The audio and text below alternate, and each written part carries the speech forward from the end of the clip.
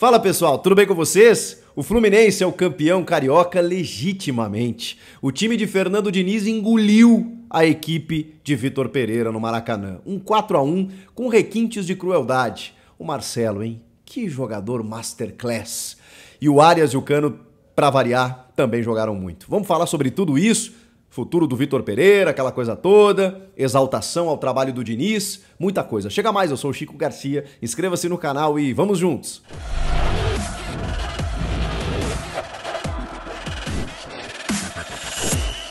Que conquista, meus amigos! Depois de perder por 2-0 no jogo de ida, o Fluminense sim conseguiu reverter a desvantagem, né? Porque eram 2 gols de diferença para você levar para a disputa de pênalti, mas o Fluminense fez mais do que isso. Chegou a estar vencendo por 4-0 em determinado momento, até que o Ayrton Lucas, o melhor jogador do Flamengo nos últimos jogos, acabou diminuindo lá já nos acréscimos quando não dava tempo para mais nada. E aí o árbitro apenas apitou o final do jogo, 4-1 final. E o pior, ou o melhor, ou como queiram, poderia ter sido mais. O Fluminense simplesmente amassou o Flamengo. O Flamengo não existiu. O trabalho do Vitor Pereira não existe nesse Flamengo.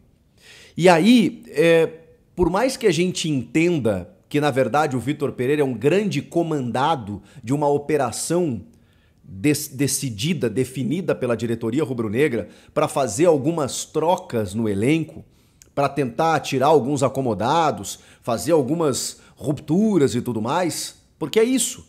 O Vitor Pereira hoje está no Flamengo, é a leitura que eu faço, e não o Dorival Júnior, que é um cara que mais conciliador, tem esse perfil. O Vitor Pereira foi contratado para botar o Gabigol no banco, para botar o Everton Ribeiro no banco, para mudar o jeito de jogar do Flamengo, mesmo que tendo que abrir mão de alguns jogadores mais experientes. Foi para isso que ele foi contratado.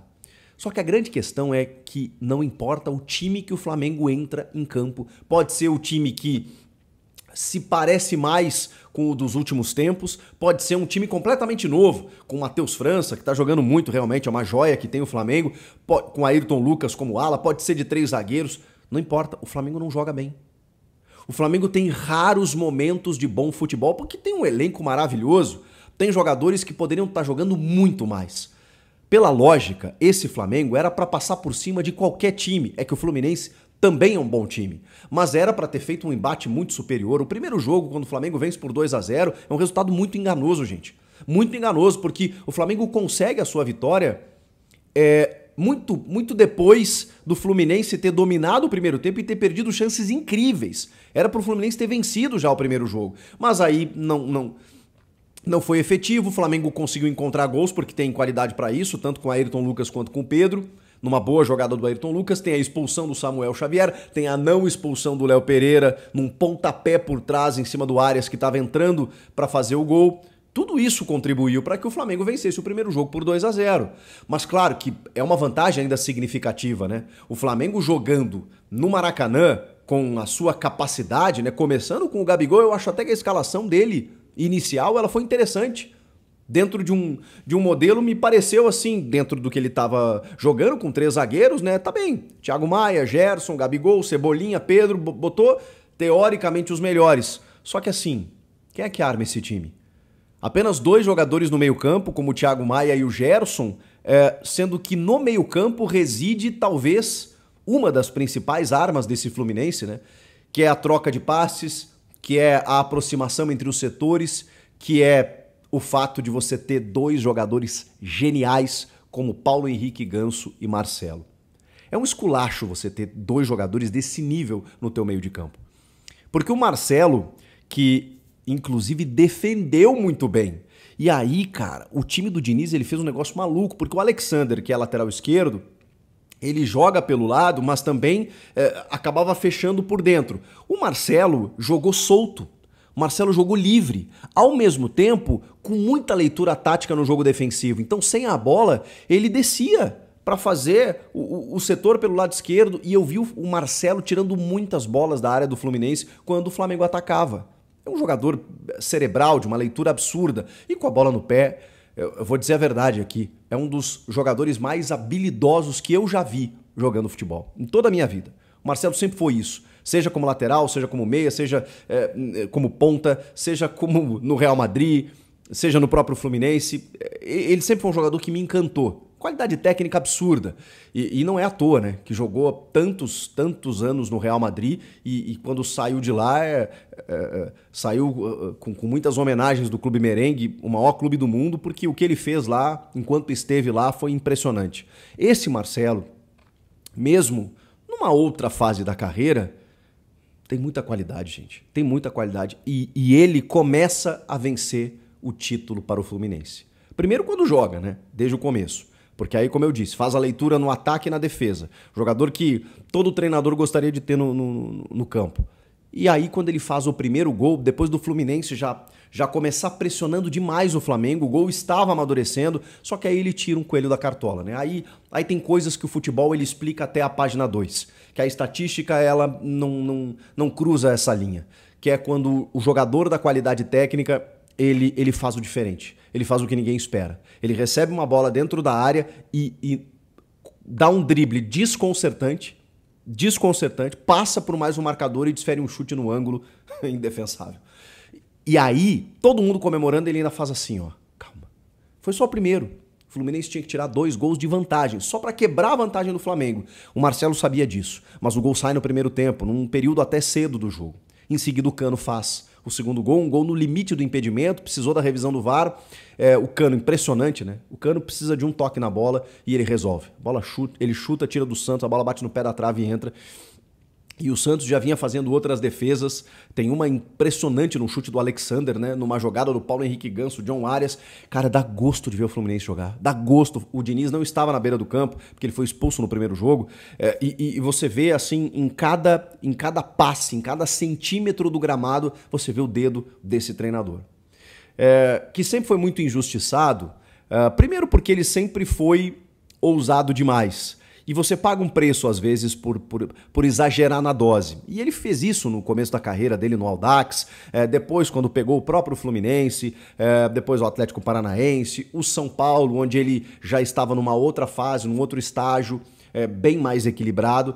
Mas aí o que acontece? Equilibrado, eu digo no sentido de ataque e defesa, tá? Porque o temperamento do Fernando Diniz sempre foi o que o complicou em alguns momentos, inclusive no São Paulo, quando ele liderou o Campeonato Brasileiro e chegou a perder o título porque houve um problema ali, aquela discussão com o Tietê e tudo mais, porque o Diniz é um cara muito explosivo, né? E também eu acho que isso foi dando uma casca para ele. Todo mundo amadurece, né, gente? Todo mundo precisa passar por certos estágios. O Cuca tinha fama de vice, o Abel Braga tinha fama de vice, até que eles começaram a vencer. E aí o Cuca ganhou Libertadores, brasileiro, o Abel Braga ganhou Libertadores, título mundial. É assim que a vida acontece, né? Até você começar a conquistar, as pessoas elas desmerecem aquilo que você vem fazendo. Mas o Diniz precisava, dentro de um futebol resultadista, que a gente sabe que existe, de um título para chancelar o trabalho. Por mais que você entenda ou imagine que um carioca não é muita coisa, pode ser um primeiro grande passo para que ele possa já ser considerado como um técnico de ponta, em que ele possa ter uma perspectiva de conquistar algo mais importante. E outra, é um carioca valorizadíssimo contra o Flamengo, do jeito que foi e do jeito que o Fluminense está jogando, e numa reversão de expectativa, quando você sai atrás no placar e você precisa ter uma força mental também, uma estrutura, um equilíbrio para poder reverter isso. E o que o Fluminense fez foi atropelar o seu rival, que em tese é mais rico, mais qualitativo, mais campeão nos últimos tempos. Tudo isso, mais forte que você, teoricamente. O Fluminense foi lá e simplesmente amassou o Flamengo e botou no bolso. Pelo jeito de jogar do Fernando Diniz, com a chancela, com o carimbo do trabalho dele. Eu até não quero zicar, juro que não quero zicar meus amigos tricolores, mas eu temo, pelo Fluminense, de que o Fernando Diniz receba um convite para treinar a seleção brasileira nos próximos dias. E eu não estou exagerando e não estou ironizando, estou falando muito sério. Entre os técnicos brasileiros, o Diniz desponta pelas ideias, pelo estilo de jogo, pela capacidade que ele tem, pelo relacionamento com os atletas, e muitos dentro da CBF, da seleção brasileira, já sugeriram o nome do Fernando Diniz. Eu sei que a CBF quer um estrangeiro, flerta com estrangeiros, mas tá difícil, né? Vai esperar até quando? Pelo Ancelotti, pelo Guardiola, pelo Mourinho, pelo Klopp, pelo Luiz Henrique, sei lá quem. E aí a gente vai... O Abel Ferreira, óbvio que seria um nome. O Abel faz um trabalho brilhante no Palmeiras, mas o Abel vai sair do Palmeiras? Será que seria o Abel esse nome? Se for para um nome brasileiro, eu não vejo outro, gente. É o Fernando Diniz. Só que é uma pena pro Fluminense, né? Porque eu noto que tem uma perspectiva muito boa para esse Fluminense de conquistar coisas maiores. Pelo time que ele montou e pelo jeito de jogar do Flu. Que independentemente de qualquer coisa é maravilhoso, né? Vamos combinar. É muito bom ver o Ganso jogar bola, cara. O Marcelo, esse John Arias é muito bom jogador, já foi destaque no Campeonato Brasileiro do ano passado. O cara é uma fumaça, ele corre o campo inteiro, ele não cansa nunca, ele tá sempre dentro do gol. E o Cano, cara? O Cano é um absurdo. O Cano, onde é que tava esse argentino, cara, antes de chegar no Vasco aqui, que chega depois dos 30 anos aqui, começa a empilhar gols no futebol brasileiro? Que loucura, que loucura. Então, é óbvio que o Fluminense tem ótimas perspectivas. E aí vem o segundo tempo, e aí tem um pênalti, muito bem marcado pelo VAR, né? Que o Bruno Arleu de Araújo vai no VAR ver, o Fabrício Bruno estica o braço e o Felipe Melo tá na disputa. Aliás, o Felipe Melo jogou muito como zagueiro, né? E campeão mais uma vez. Foi zagueiro ao lado do Nino. Aí no pênalti, o Cano chuta, o Santos defende, no rebote ele faz o gol. Segundo gol dele no jogo. Ali o Fluminense já tinha desmanchado a vantagem do Flamengo. O Flamengo no intervalo faz algumas trocas, né? O Vitor Pereira entende que precisava trocar, só que ele tira o Gabigol. Ele tira o Gabigol. E aí você pode ter a ideia de que o Gabigol não estava jogando bem, porque ninguém do Flamengo estava jogando bem, mas aí eu pergunto pra você, será que o correto era tirar o jogador mais decisivo do Flamengo nos últimos anos? Porque o Gabigol é o seguinte, eu não sei se o Gabigol estava envolvido no jogo ou não, realmente eu não tenho como saber. O fato é que ele não estava jogando bem, não estava, fato, ninguém estava. Agora, se tem um cara para reverter o cenário no jogo, é Gabriel Barbosa. É o Gabriel. Eu não consigo ver outro. Se tem um cara mais Flamengo, é o Gabriel. O Gabriel é o cara mais Flamengo que existe no elenco. Então você tirar ele no intervalo, eu já acho que é uma confissão da derrota. É do tipo assim, velho, não vai dar. E tudo bem que ele bota o Matheus França no lugar do Léo Pereira, tira um zagueiro, porque ele tava com 13 e a coisa não tava funcionando. Essa troca talvez fosse a mais acertada, né? Porque o Matheus é um craque, um craque em potencial, evidentemente, mas joga muita bola. Tanto que ele entra e já faz uma baita jogada, deixa o Felipe Melo no chão, dando um chapéu, chuta e o Fábio defende. Aliás, Fábio, hein? Fábio, hein? 42 anos, pelo amor de Deus, hein, Fábio? O que jogou o Fábio? Cara, o Fábio pegou tudo. O Fluminense amassou o Flamengo, mas o Flamengo tem qualidade no setor ofensivo. Quando o Flamengo chegava, o Fábio pegava. O Fábio, hein? 42 anos. Que o Cruzeiro ainda disse que mais um ano não dava pra ele. Ele jogou mais um e mais outro. Jogando muita bola o Fábio. Impressionante. Aí ele tira o Gabigol pra botar o Everton Ribeiro. E o Everton Ribeiro não toca no caroço, né?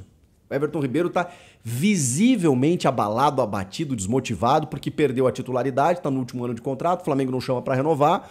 E o Vitor Pereira conseguiu fazer isso. Isso que a diretoria queria, sei lá, ele conseguiu implodir o vestiário. Porque os caras não estão jogando por ele, irmão. Dá pra ver que não estão jogando por ele. Então a coisa não tá funcionando. Aí tem mais o quarto gol, né? Que é um golaço do Alexander. Numa jogada que começa pela direita, com o lateral direito, o Guga, ele chuta, o Santos dá rebote, aí vem o Alexander e mete um petardo no alto pra fazer o quarto gol. 4-0, acabou. Estádio chamando o Vitor Pereira de burro. Não tem mais o que fazer. Porque o time não jogou nada. E o time não joga nada com qualquer escalação que ele coloca em campo. Então, assim, vamos chegar à conclusão que não deu certo? Que a diretoria do Flamengo tentou fazer uma coisa e não deu certo? E ela é a principal responsável? O Vitor Pereira fez, obviamente, uma burrada ao sair do Corinthians daquela maneira para assumir o Flamengo, porque já chegou com uma pressão absurda, e a diretoria do Flamengo achou o quê? Que o cara ia começar já disputando títulos do nível da Supercopa e do Mundial e ia ganhar tudo? Ele corria o risco de perder. Mas tudo bem, você enxerga muitas vezes, na perda do título, que tem um trabalho ali, que tem uma perspectiva ali. Qual é a perspectiva do Flamengo? Tudo que ele tentou fazer deu errado. Tudo. Então, assim, vamos chegar à conclusão que não deu certo, gente. Agora, se os caras quiserem se abraçar ainda no Vitor Pereira, porque, obviamente, os maiores títulos a partir de agora, eles estarão em disputa, como Libertadores, Copa do Brasil e Brasileiro, tá bom. Só que a estreia da Libertadores já perdeu pro Alcas, tá? E eu até acho, ou achava, que o Carioca não derrubaria o Vitor Pereira, exatamente por conta disso. Porque os maiores desafios, eles estão lá na frente. Agora, você perder para um rival da forma como perdeu, para mim é isso que derruba trabalho. Eu sou a favor da manutenção, mas qual é o sentido de você manter um treinador que não ganha absolutamente nada e que não mostrou nada? Nada até agora. Qual o sentido? Agora, se a diretoria quiser manter o Vitor Pereira, bom para os rivais, né? Que vão ver lambanças atrás de lambanças se somarem em todas as competições. É o legítimo fica VP. Para os rivais, maravilha. O risco realmente, é o Flamengo trocar de técnico, chegar um cara bom, como foi com o Dorival no ano passado, substituindo o Paulo Souza, ajeitar o time e o Flamengo voltar a disputar títulos. Esse é o risco que a diretoria corre. Vai saber o que eles vão fazer. O que vocês acharam de tudo isso? Comentem aqui, inscreva-se no canal, eu volto na próxima. Tchau!